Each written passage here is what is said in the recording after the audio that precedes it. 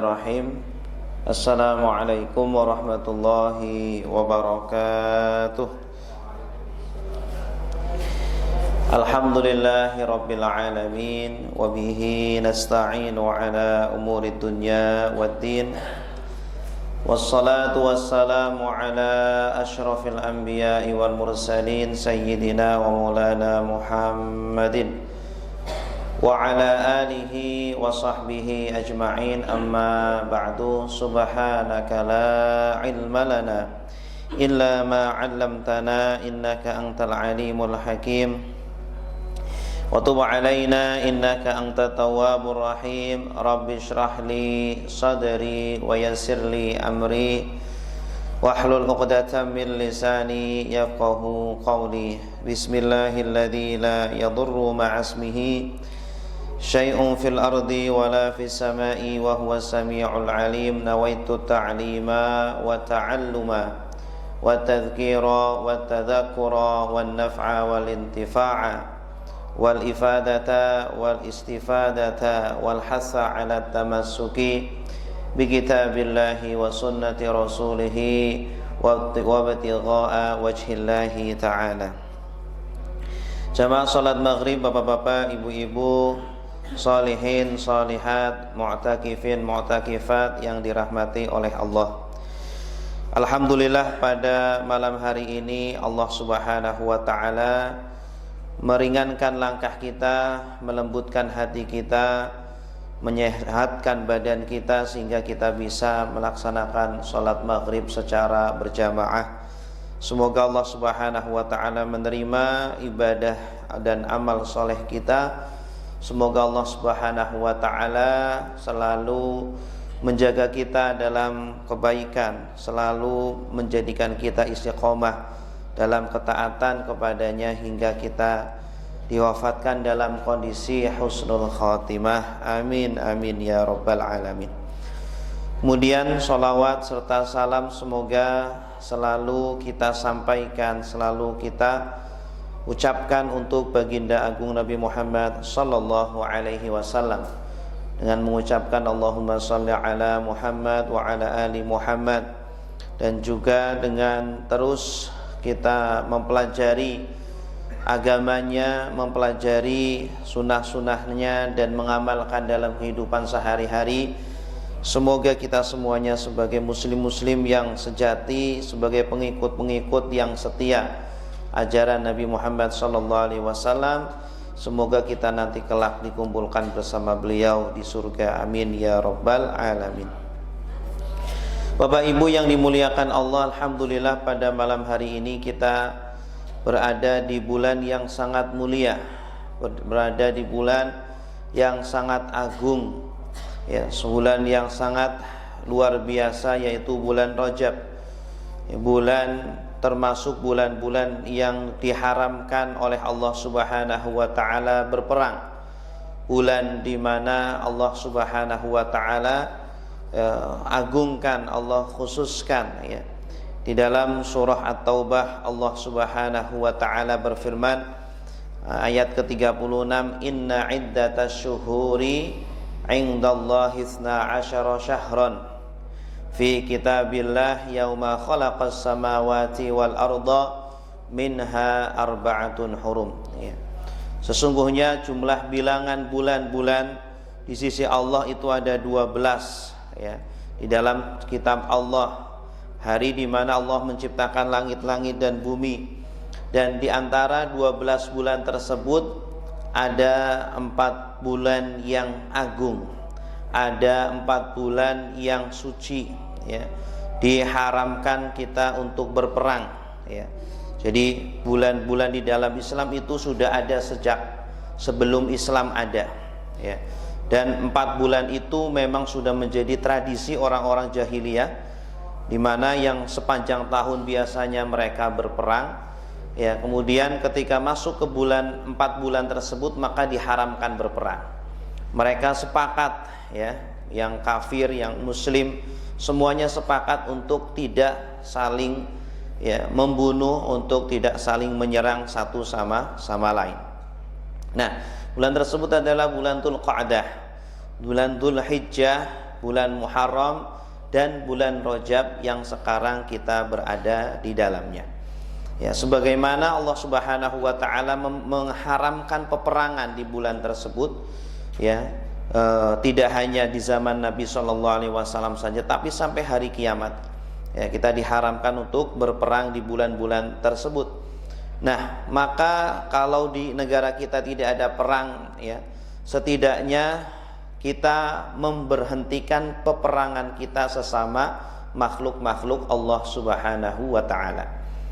Ya, yang kita mungkin selama ini sedang bertengkar, selama ini sedang bermusuhan, atau sering, ya, cekcok dengan pasangan kita, cekcok dengan anak kita, dengan tetangga, dengan teman, atau dengan siapapun, sebisa mungkin di bulan Rajab kita tinggalkan, kita lakukan gencatan senjata, ya, agar kita melakukan perdamaian, tidak menzalimi siapapun, baik dengan menggunakan lisan kita, mata kita, atau dengan tangan kita dan lain sebagainya. Ya, begitupun di bulan Rajab ini kita melakukan gencatan senjata terhadap Allah. Ya, kita tinggalkan semua maksiat-maksiat, kita tinggalkan semua dosa-dosa. Sama saja ketika kita melakukan maksiat-maksiat, kita melakukan larangan-larangan Allah, kemudian kita berani meninggalkan perintah-perintah Allah, sama saja kita berarti menabuh genderang perang dengan Allah Subhanahu wa taala. Maka di bulan Rajab, ayo, ya, kita bersama-sama untuk, ya, melakukan gencatan senjata, bersama-sama meninggalkan semua maksiat-maksiat kepada Allah, bersama-sama kita fokus untuk beribadah di bulan Rajab, sebagaimana, ya, Imam Ali radhiyallahu anhu, ya, diriwayatkan dalam kitab Kanzus Surur wan Najah, ya, dan juga kitab Al-Ghunyah, bahwa ketika masuk bulan Rajab, maka Imam Ali radhiyallahu anhu, sahabat Ali, maka farragha lil ibadah. Idza dakhala Rajab farragha nafsahu lil ibadah. Mereka kalau masuk bulan Rajab, maka mereka mengkosongkan waktunya, ya, memfokuskan waktunya, memperbanyak porsi waktunya untuk beribadah kepada Allah Subhanahu wa taala, baik dengan puasa, baik dengan baca Quran, dengan sholat, dengan bangun malam, ya, dan ibadah-ibadah yang lainnya. Rasulullah SAW juga bersabda, inna li rabbikum min ayyami dahrikum nafahat ala fata'arradu laha, ya, sesungguhnya bagi Tuhan kalian dari hari-hari, dari waktu-waktu yang ada, ya, ada sebagian waktu-waktu yang dikhususkan oleh Allah, yang Allah spesialkan, di mana di sana ada nafahat, ada rahmat-rahmat Allah, ada keberkahan-keberkahan dari Allah, pahala dilipat gandakan, dosa pun juga dilipat gandakan di bulan-bulan hurum, ya, kita melakukan ketaatan dilipat gandakan oleh Allah, begitupun melakukan dosa juga dilipat gandakan oleh Allah Subhanahu wa taala. Ketika kita masuk bulan hurum ini, sebisa mungkin kita mencari rahmat Allah, mencari, ya, keridhaan Allah, mencari keberkahan dari Allah Subhanahu wa taala. Baik Bapak Ibu yang dimuliakan Allah, bulan Rajab ini juga ada banyak peristiwa besar di bulan Rajab, ya, yang yang perlu kita ingat, ya, yang perlu kita kenang. Di antaranya bulan Rajab ini adalah bulan di mana Allah Subhanahu wa taala menyelamatkan Nabi Nuh alaihi salam dan para pengikutnya yang selama 950 tahun berdakwah, ya, tetapi hanya sekitar 80 saja yang beriman kepada Nabi Nuh, yang beriman kepada Allah Subhanahu wa taala.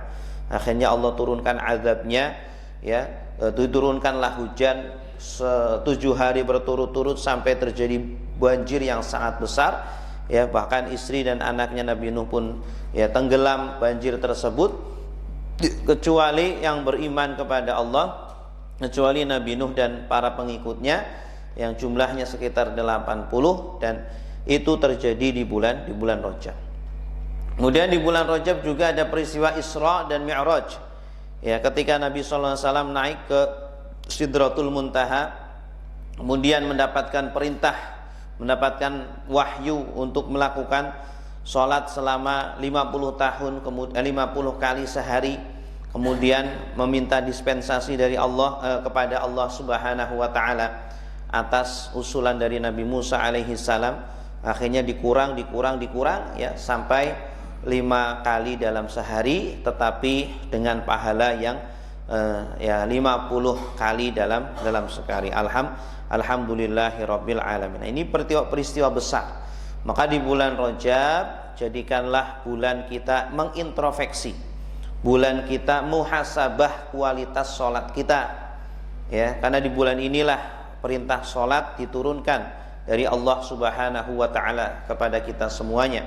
Subhanalladzi asra bi'abdihi lailan minal masjidil haram ilal masjidil aqsa alladzi barakna haulahu linuriyahu min ayatina innahu huwas samiul basir. Maha suci Allah, ya, maha dahsyat Allah yang telah mengisrakan hambanya, yaitu Nabi sallallahu alaihi wasallam, pada waktu malam hari dari Masjidil Haram ke Masjidil Aqsa untuk memperlihatkan tanda-tanda keagungan Allah Subhanahu wa taala. Dan sesungguhnya Dia maha mendengar dan maha lihat. Di bulan Rajab juga terjadi perang besar, perang Tabuk, ya, di mana para sahabat menempuh perjalanan. Mereka berjalan ya sekitar 600 km dari Madinah ke daerah Tabuk, ya, yang di mana ditempuh berhari-hari. Ya, bahkan mereka itu kalau tidak salah 50 hari, ya. Peperangan Tabuk itu dilakukan selama 50 hari karena perjalanannya saja berhari-hari, ya. Mereka di Tabuk hanya 20 hari. Jadi 30 hari itu perjalanan pulang dan pergi. Tetapi ya tidak terjadi peperangan. Kaum kafir mereka menyerah sebelum Nabi dan para sahabat menyerang mereka. Mereka angkat tangan dan kemudian menyerah kepada Nabi Shallallahu alaihi wasallam. Kemudian Salahuddin Al-Ayyubi juga memerdekakan Masjidil Aqsa, ya, yang sekarang sedang dijajah oleh Israel, ya. Dahulu pun ya pernah dijajah, kemudian dimerdekakan oleh Salahuddin Al-Ayyubi pada tahun 584 Hijriah. Itu pun terjadi di bulan Rajab, gitu, ya. Kemudian juga Spanyol, ya, Spanyol ditaklukkan oleh Tariq bin Ziyad, ya, itu juga terjadi di bulan Rajab pada tahun 711 Hijriah. Baik Bapak Ibu yang dimuliakan Allah, inilah ya berkaitan dengan peristiwa-peristiwa besar yang terjadi di bulan Rajab.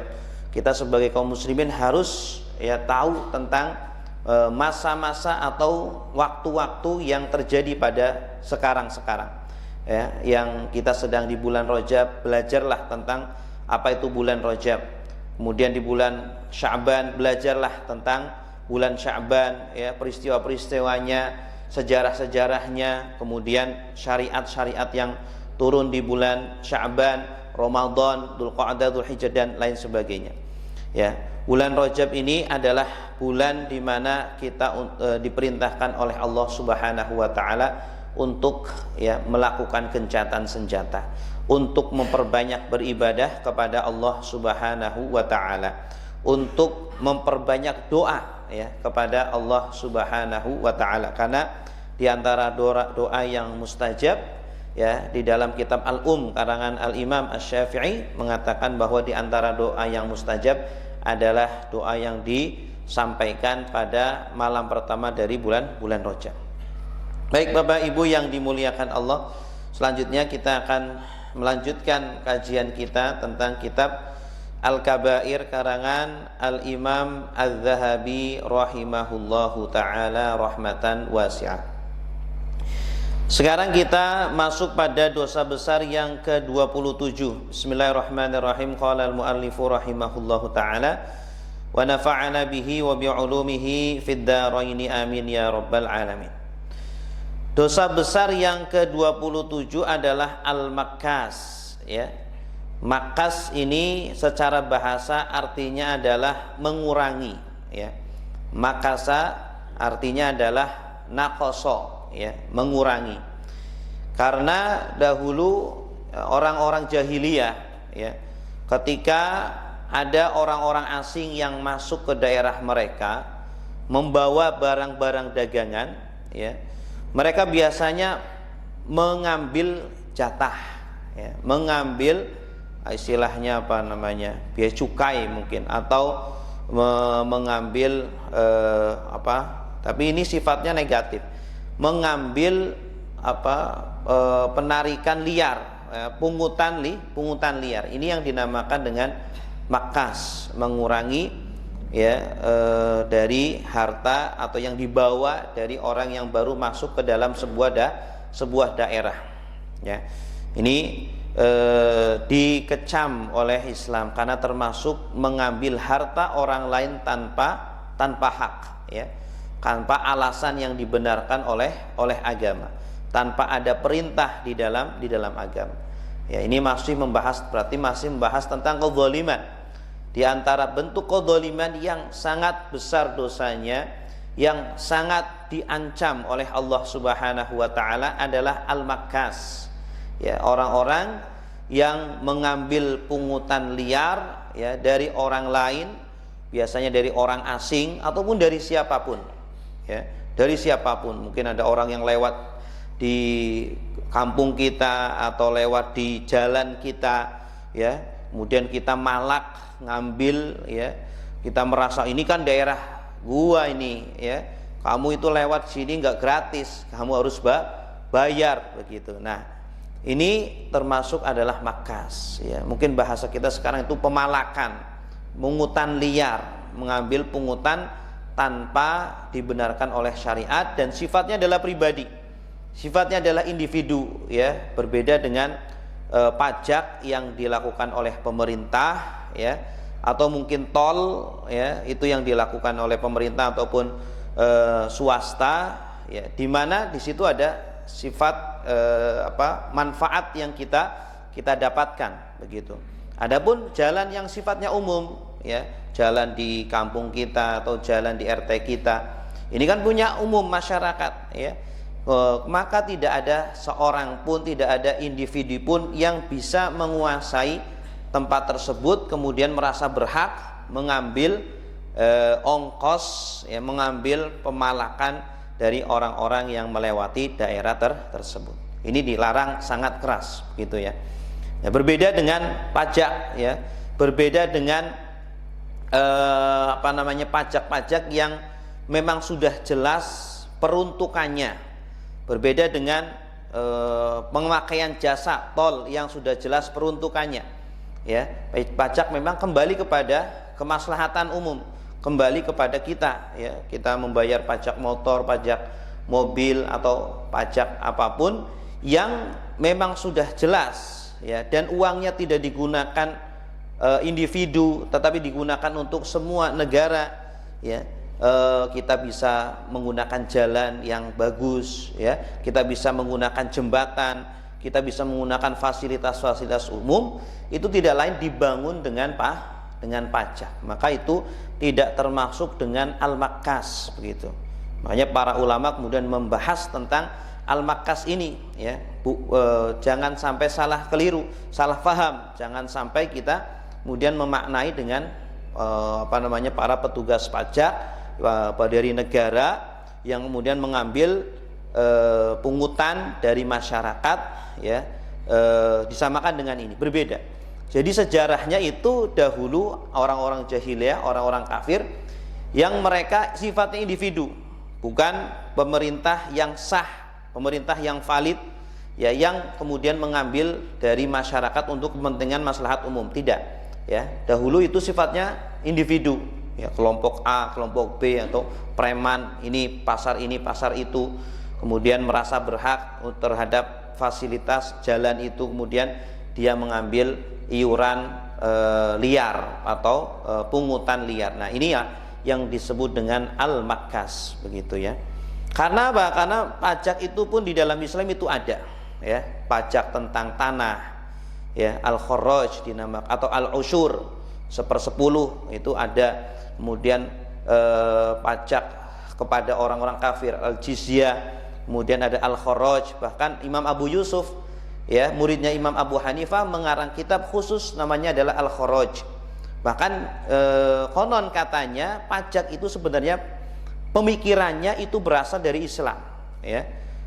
Seperti Adam Smith, ya, itu mencetuskan pemikiran tentang pajak, dan juga para ekonom-ekonom non muslim, mereka itu diantara sumbernya adalah dari Islam, yaitu dari kitab Al-Kharaj karangan Imam Abu Yusuf, ya. Mereka juga membaca kitab tersebut, kemudian meneliti, kemudian membuat teori baru yang tidak menisbatkan pendapat tersebut kepada Islam. Mereka merasa itu adalah pemikiran sendiri, padahal mereka nyontek dari Islam, ya. Kemudian justru malah Islam sekarang banyak yang kemudian menolak pajak tersebut, padahal itu pemikiran dari Islam, begitu, ya. Dan banyak sekali, ya, seperti masalah pesawat, fotografi, ya, banyak pemikir-pemikir Islam, ilmuwan-ilmuwan Islam, ya, Al-Farabi, Al-Jabar, dan lain sebagainya, yang mereka adalah pencetus utama, pencetus awal, ya. Tapi yang mengembangkan justru orang-orang Eropa, ya. Ketika Islam diruntuhkan di Spanyol, ya, itu banyak ilmu-ilmu yang kitab-kitab yang diambil oleh mereka, dipelajari oleh mereka, kemudian mereka mengembangkannya sehingga mereka menjadi negara-negara yang maju. Kita kaum muslimin justru, ya, tidak bisa menjadi produsen, justru malah menjadi konsumen. Nah, Allah Subhanahu wa taala berfirman di dalam surah Asy-Syura ayat 42, "Innamas sabil", sesungguhnya dosa itu, "'alal ladzina yadhlimunan nas", ya, akan ditimpakan kepada orang-orang yang menzalimi manusia, ya. Di antaranya adalah mengambil harta manusia tanpa alasan yang dibenarkan oleh syariat. Kita mengambil harta orang karena memang kita sedang melakukan jual beli, boleh, silakan, ya, tukar menukar uang dengan barang. Kita mengambil harta orang karena dia menggunakan jasa kita, manfaat kita, boleh, silakan. Itu alasan yang dibenarkan di dalam syariat. Nah, ini ada orang-orang yang mengambil harta kita, ya, dengan cara paksa, dengan cara yang tidak dibenarkan oleh syariat, ya. Kalau kita memberikan dengan sukarela pun kita tidak mau, karena memang dia sifatnya adalah pemalakan, sifatnya adalah pemaksaan, ya. Maka ini adalah orang-orang yang menzalimi kepada orang lain. Dan juga tidak hanya dalam masalah harta saja, dalam berbagai macam hak, ya, yang berkaitan dengan manusia, ya. Dan dosa yang berkaitan dengan manusia kita tahu sendiri itu dosanya lebih berbahaya, ya, lebih menakutkan dibanding dosa-dosa yang berkaitan dengan Allah. Karena berkaitan dengan Allah kita bisa langsung bertobat kepada Allah, ya, langsung meminta ampun kepada Allah, dan Allah Maha Pengampun, Maha Penyayang. Sedangkan dengan manusia itu maha pemarah, maha pendendam, maha sulit untuk memaafkan. Wa yabghuna fil ard, ya, dan mereka berbuat semenang-menang di bumi, ya, bi ghairil haq, tanpa alasan yang benar, ya. Mereka mengangkat senjata, atau mereka memalak, ngancam, begitu, ya, begal. Nah, ini makanya di sini para ulama ada yang mengatakan bahwa al-makas itu disamakan seperti qati'ut thariq, ya. Para pemalak ini disamakan seperti para pembegal, ya. Cuma sifatnya kalau pembegal ini lebih sadis, dosanya lebih besar, sama-sama dosa besar, tetapi pembegal, ya, ini bisa sampai membunuh, bisa sampai menyakiti, ya, kemudian menggunakan sajam, ya, sampai makanya hukumannya itu ada yang dibunuh, kemudian ada yang disalib, dipotong tangan dan kakinya secara silang, dan lain sebagainya. Nah, kalau ini, ya, tidak ada dalil khusus yang menjelaskan hukuman fisiknya, hukuman kisosnya, hududnya, ya. Makanya tidak masuk di dalam hudud, ya. Al-makas ini tidak masuk dalam hudud, ya. Orang preman malak kita, kemudian tangannya dipotong, ya. Kecuali kalau dia malak, nilainya sampai besar, sampai motor seumpama, atau HP seumpama, ya. Ya, kalau makas di sini sifatnya itu, ya, tidak sebesar itulah, seperti itu, ya. Hanya pemalakan begitu, tetapi termasuk dosa besar, ya. Karena kalau dibiarkan akan menjadi penyakit di masyarakat, ya akan menjadi kebiasaan, akan menimbulkan kemalasan, ya akan menular kepada generasi-generasi setelahnya. Ulaika lahum adzabun alim, bagi mereka azab yang sangat pedih, ya, azab yang sangat menyakitkan. Inilah bukti, ya, inilah dalil bahwa perbuatan tersebut termasuk dosa besar, yaitu ketika Allah Subhanahu wa taala mengancam dengan azab yang pedih, ya. Kalau kita ingin tahu ini dosa besar atau dosa kecil, ya, ini dosa yang berat atau dosa yang ringan, ya, kalau dosa berat pasti Allah Subhanahu wa taala akan mengancam, ya, dengan neraka yang kekal, dengan azab yang sangat pedih, azab yang sangat berat dan lain sebagainya. Nah, ayat ini diakhiri dengan apa?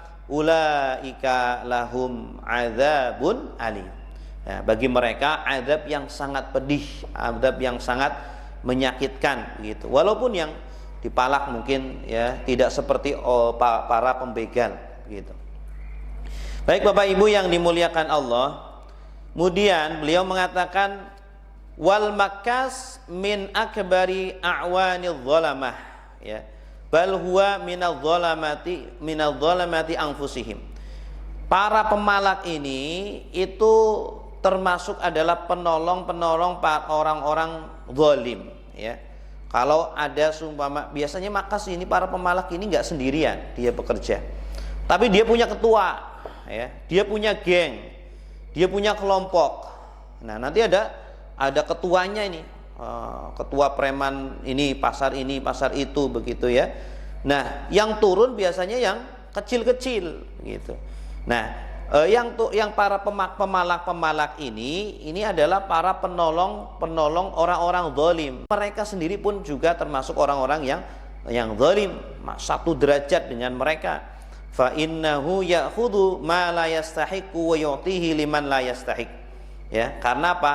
Karena dia mengambil harta, ya, dengan cara yang tidak hak, dengan cara yang tidak benar, ya. Kemudian pengambilan harta tersebut ditasarufkan atau disalurkan, didistribusikan pun bukan pada tempat yang dibenarkan, bukan pada objek-objek yang dibenarkan, begitu ya, tetapi untuk makan sendiri, ya, untuk kebutuhan pribadi, ya, untuk judi, untuk minum dan lain sebagainya, begitu. Itulah makas, ya. Berbeda kalau pemerintah yang mengadakan, berbeda kalau negara yang mengadakan, ya, dengan teratur, dengan undang-undangnya, kemudian pentasarufannya, ya, pendistribusiannya, penyalurannya pun sudah jelas, gitu ya.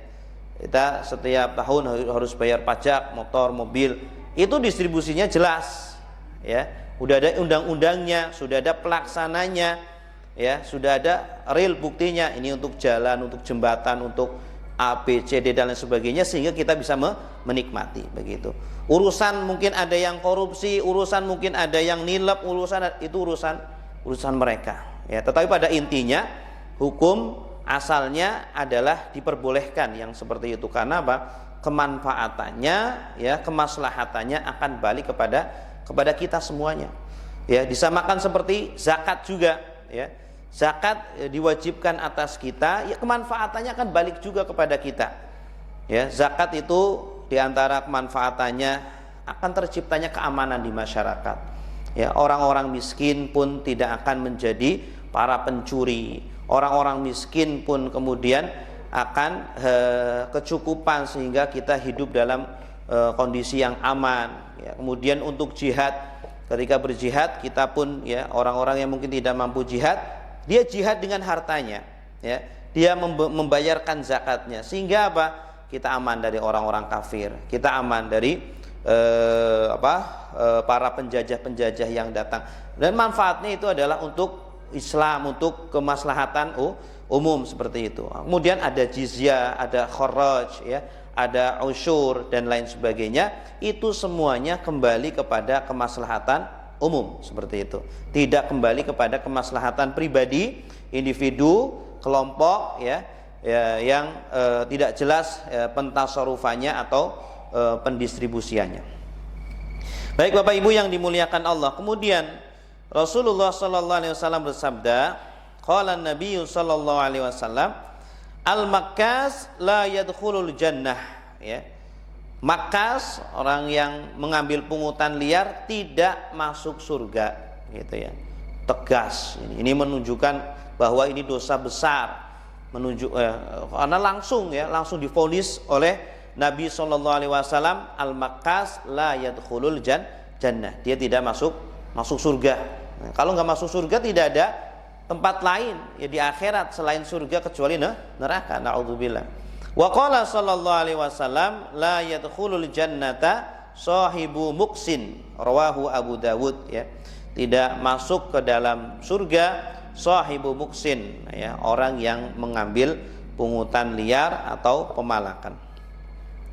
Wa ma dzalika illa li annahu yataqalladu madhalimal ibad, ya. Wa min ainal lil makas yaumal qiyamah an yu'addiya lin nas ma akhadha minhum, innama ya'khuduna min hasanatihi in kana lahu hasanat wa huwa dakhilun fi qaulin nabi sallallahu alaihi wasallam.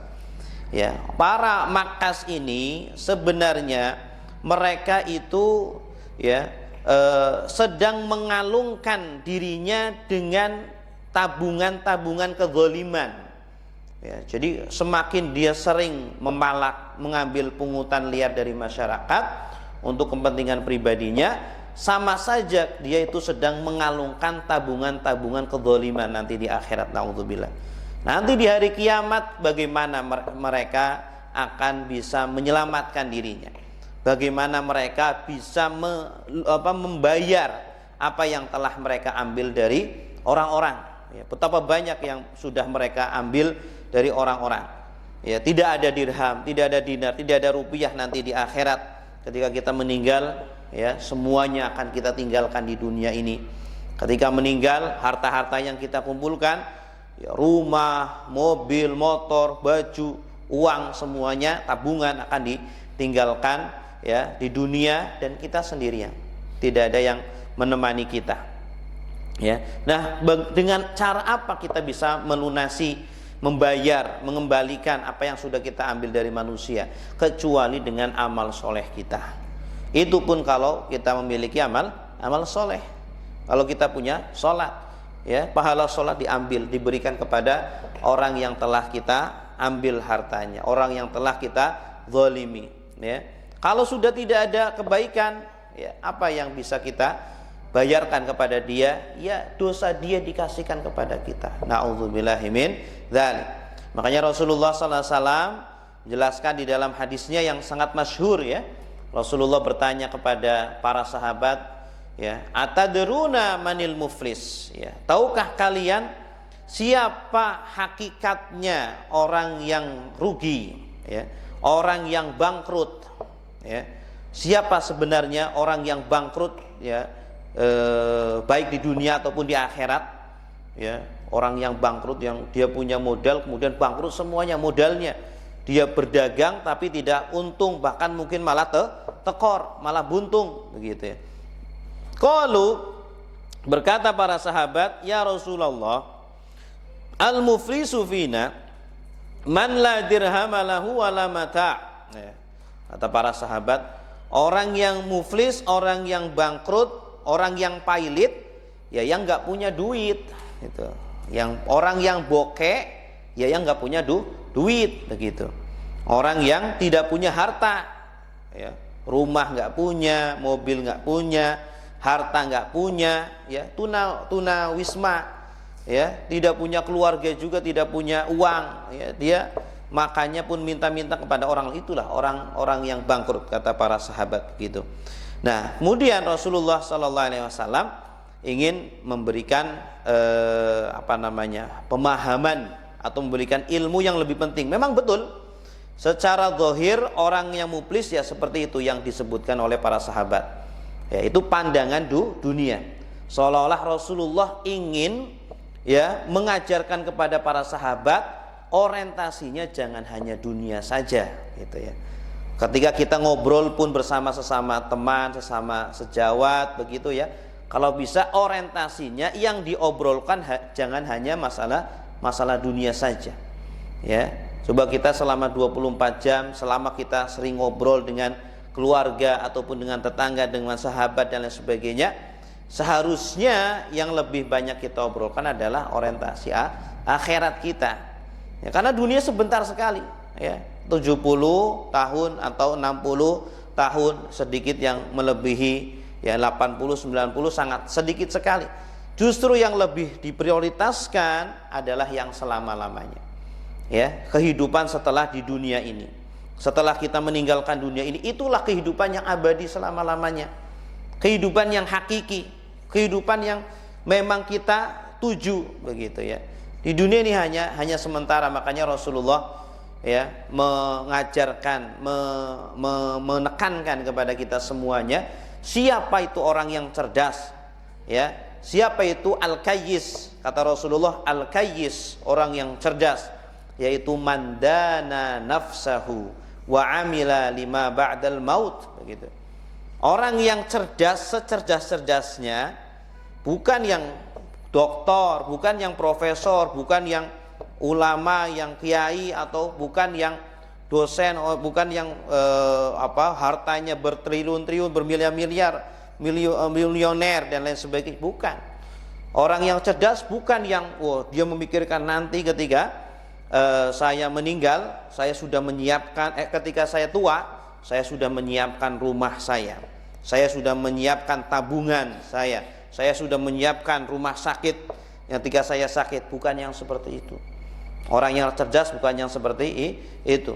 Al-kayyisu mandana nafsahu, kata Rasulullah, orang yang cerdas yang sebenar-benarnya yang hidup di muka bumi ini adalah yang bisa menahan hawa nafsunya.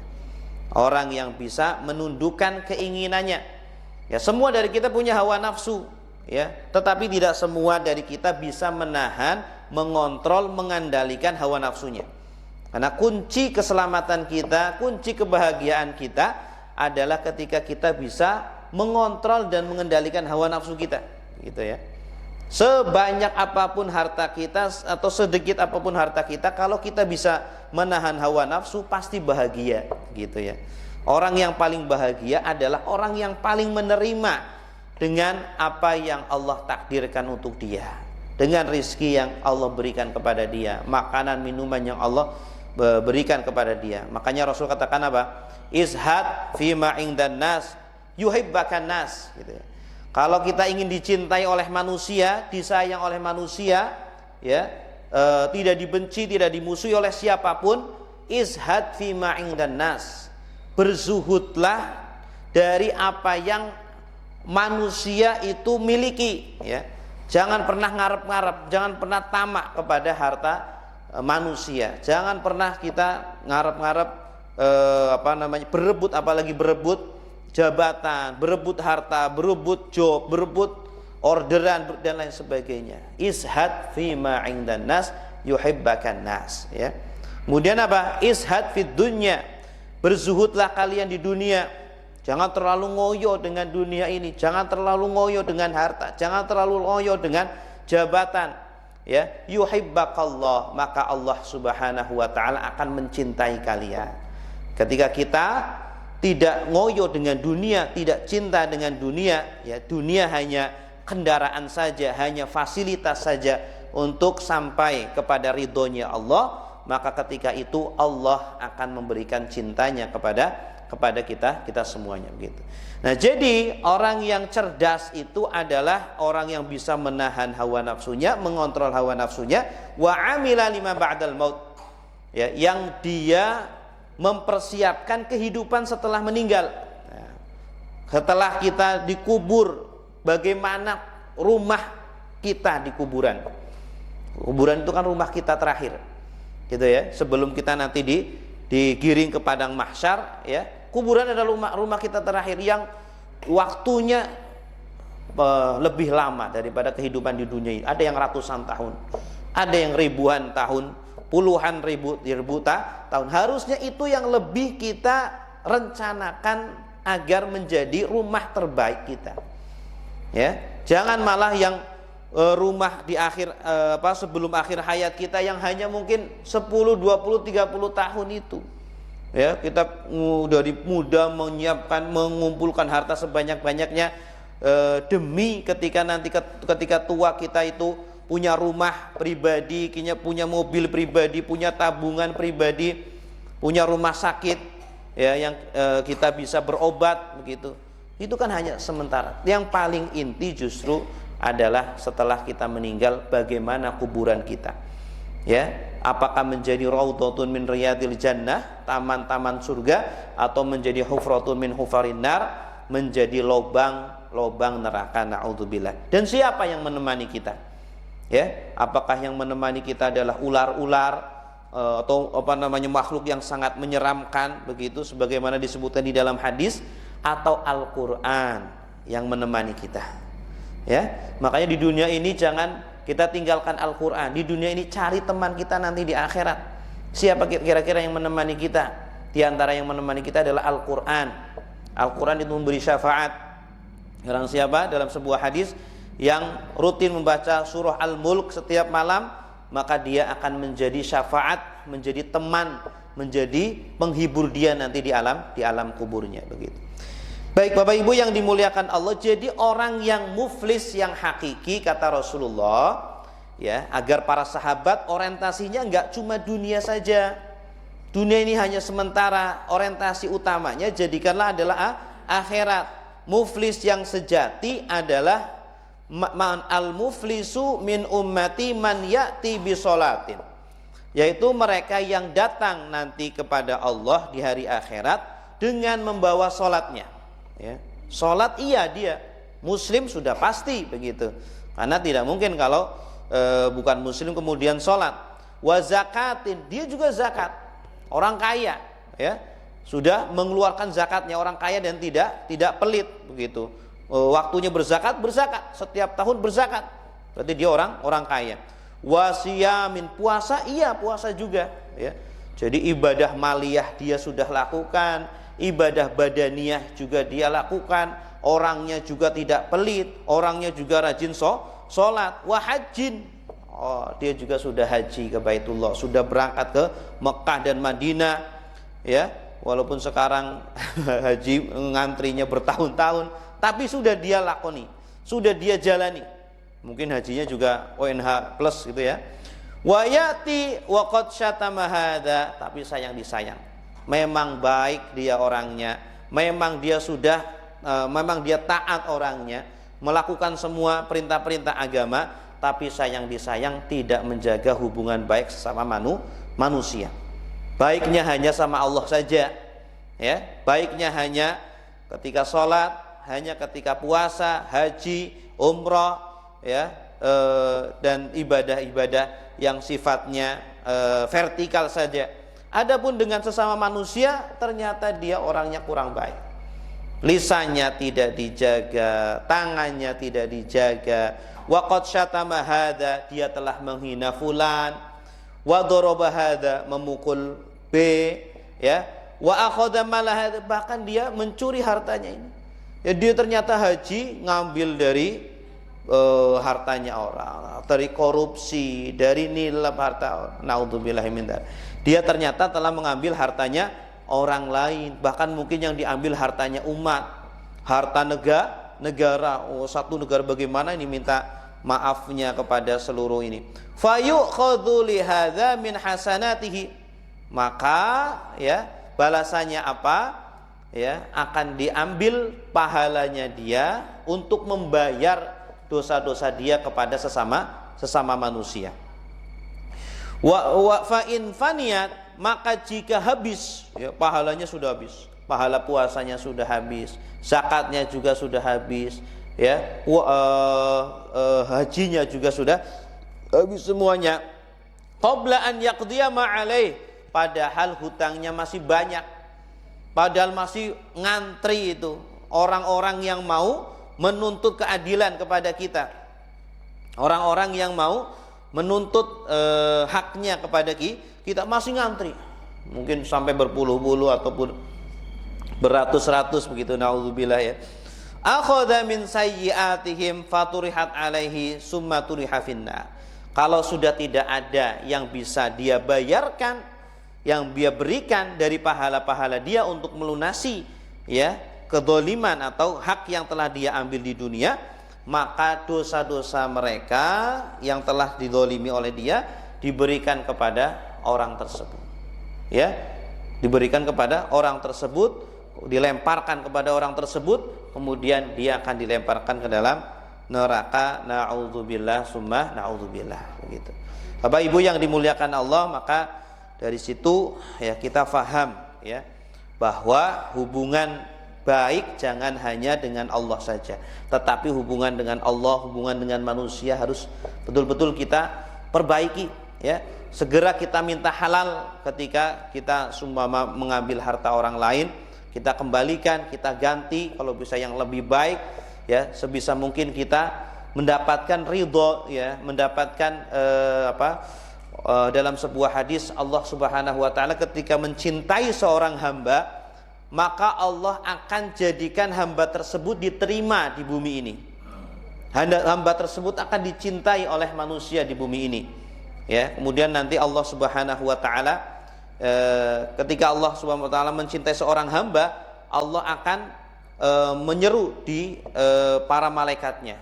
Ya, kemudian mengatakan, wahai para malaikatku, sesungguhnya saya mencintai si fulan, gitu ya. Kemudian para malaikatnya mencintai sama seperti Allah mencintai hamba tersebut.